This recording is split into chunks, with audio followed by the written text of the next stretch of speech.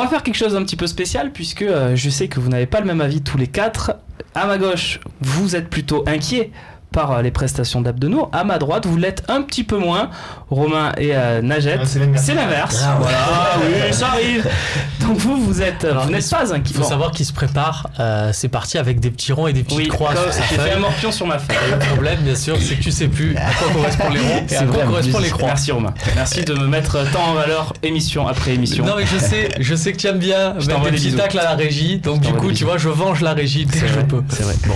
Donc je sais plus qui a quel avis, donc tu vas commencer, tiens Romain. Es-tu inquiet pour Abdenour ? Oui, moi je suis inquiet.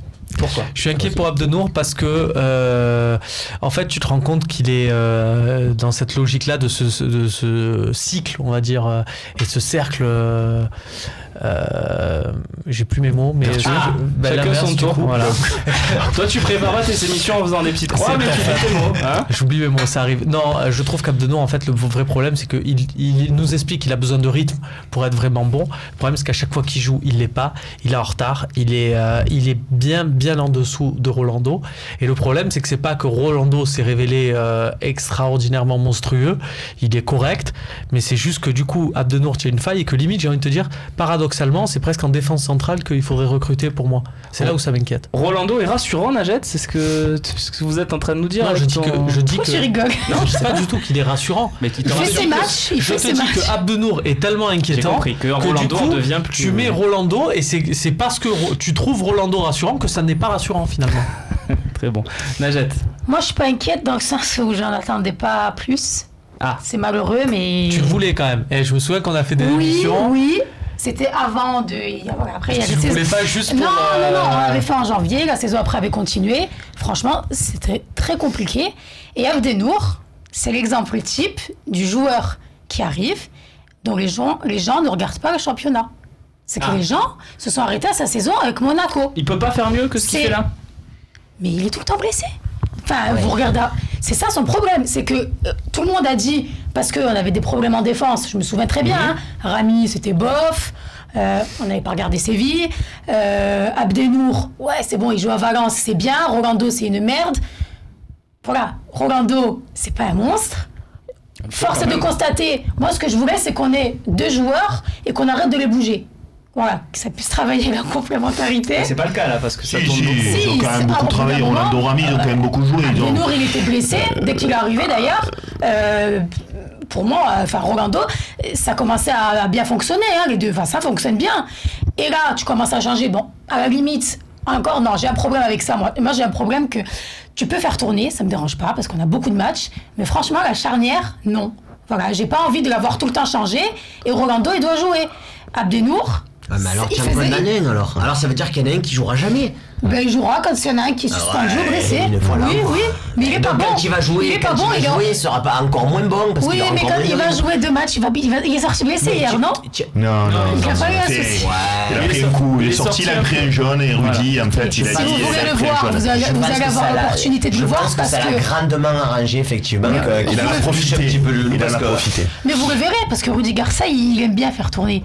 Mais moi, je vous dis que c'est pas judicieux de le faire pour la charnière. La charnière doit continuer à travailler ensemble. Juste avant, Max, vas-y, réponds encore à Najet. Pourquoi tu trouves, toi, qu'il faut faire tourner la charnière ? Non, je dis pas il faut faire tourner. Je dis qu'avec le nombre de matchs qu'on a, aujourd'hui, tu as Rami qui s'est imposé, tu as Rolando. Je suis d'accord avec vous que pour moi, ça doit être la charnière, on va dire, titulaire, mais ça me dérange pas du tout que, justement, Abdenour puisse jouer, soit impliqué dans le groupe. C'est comme ça, dans tout l'effectif. Et Rolando ne le prend pas mal. Abdenour fait ses matchs. Mais tu peux faire rentrer 10 minutes quand tu mets 3-0. Mais ça veut rien dire. Tu sais très bien que si tu impliques pas un joueur à un moment donné. Ouais, mais on est presque à 50-50 là depuis un mois, mais 3 semaines. Alors quand t'as la deuxième partie de saison, et je l'annonce maintenant, Abdenour sera meilleur peut-être que Rolando, vous me direz alors peut-être qu'il avait raison de le faire. C'est vrai que Max a raison. Les concerner le plus possible, c'est pas mal. Et puis qui nous dit que Rolando n'est pas satisfaisant cette saison parce qu'il a aussi l'opportunité de pas jouer tous les matchs et que tous les matchs il se grillerait. Ce qui me dérange un peu, c'est que si tu avais Abdenour qui serait au niveau juste de Rolando, pas plus. Mais il est pas trop en dessous quand même. Si, il est très en dessous. Si il serait juste au niveau de Rolando, Rudy Garcia ne se gênerait pas pour laisser Rolando tout le temps sur le banc. Il y a certains joueurs où il en a rien à faire s'il doit les mettre sur le banc. Je prends l'exemple de Sakai. C'est pas un joueur qui a la bonne. S'il doit le mettre sur le banc, si tu veux, il va moins se gêner. Et c'est pareil pour Rolando. Si Abdenour avait le même niveau que Rolando, je suis persuadé que la charnière, elle bougerait pas. Alors moi, je suis pas inquiet. Pourquoi ? Parce qu'en fait, il n'y a pas photo en fait. C'est ça, les gros matchs, il va faire jouer Rami Rolando.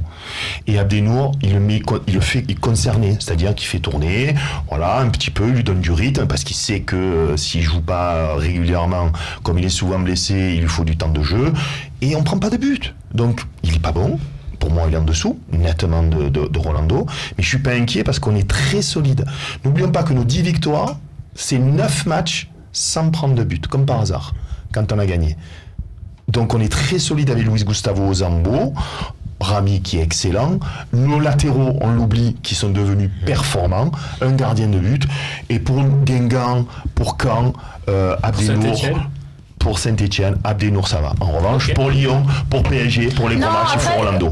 Voilà, juste pour finir, dans le sens où quand tu veux dire inquiétant, c'est juste que tout le monde s'attendait à ce que ce soit la charnière. Ouais. Après, le niveau contre des Saint-Etienne et compagnie. Vous ne me pas de l'esprit que Rolando, dans votre estime, en début de saison, il est là. Et comme il fait des matchs à ce niveau-là, vous dites, c'est bien. Alors que Abdenour, on en attend ça. Et comme il est là, on se dit, et moi, c'est moyen. Franchement, quoi qu'on en dise, CMF, franchement, c'est vraiment un très grand professionnel. Moi, je vais le dire, de Rolando, oui, parce que voilà, il y a peut-être des joueurs, je sais pas, qui sont peut-être un peu plus à la mode, qui feraient ses matchs, on en ferait des tonnes. Et lui, enfin, pour moi, il y a plein de matchs. Tu vois, peut-être il va être au niveau d'Adil. On va plus se mettre en avant l'un que l'autre. Tu vois, on est limite, Non, voilà, tu as raison de dire ça, on le voit souvent dans les consultations, et par exemple sur le Fossé, on a lancé depuis 5-6 matchs les 11, on propose aux internautes de faire leurs 11 pour l'équipe. Il y a régulièrement au minimum 6000 votants, donc ça commence à devenir significatif. Et Abdenour est systématiquement plébiscité au profit de Rolando, systématiquement, à tous les matchs. C'est bizarre. Ça prouve parce que Rolando, je persiste à dire qu'il a fait une première partie de saison très correcte. Ça prouve la cote d'Abdenour vis-à-vis de Rolando. Les gens se disent il a un potentiel, enfin j'imagine. On est aussi retenu. Parce qu'il y a eu aussi, il y a un passif avec Rolando. Il y a la saison d'avant. Un petit peu l'image de Rolando catastrophique. Bien sûr, mais aussi quand il a été catastrophique, il faut aussi mettre à son crédit, enfin à sa décharge, que souvent on changeait aussi le coéquipier. Ça aide pas. Là, il a la chance peut-être de jouer avec le même coéquipier. Ça travaille ensemble, ça joue. Le même et pas la même qualité. On va mettre encore en avant Adil, mais c'est vrai qu'on voit les matchs de Zambo à côté de Gustavo. Forcément, quand il y a quelqu'un à côté, c'est plus facile de jouer bien. Messieurs, dames, il faut enchaîner, mais juste avant, je vais vous proposer la réaction de Rudy Garcia qui va nous expliquer, tout simplement pour répondre à la question, pourquoi il a sorti Aymen Abdenour de ce match. Non, ça devrait aller pour Aymen. Il a pris un coup au genou, mais il avait surtout un carton jaune et voilà, j'avais pas envie qu'il se fasse expulser sur un coup du sort. Donc voilà, Rolando est rentré, bien rentré. D'ailleurs, tous ceux qui sont rentrés ce soir en sont très bien rentrés. Voilà, vous avez la réponse. On clôture le cas Abdenour là-dessus. On a eu, messieurs, dames, un bon débat. Et je suis sûr que le prochain qui arrive sera très bon aussi. On va se demander tout simplement en une question si le tirage au sort de l'Europa League est parfait.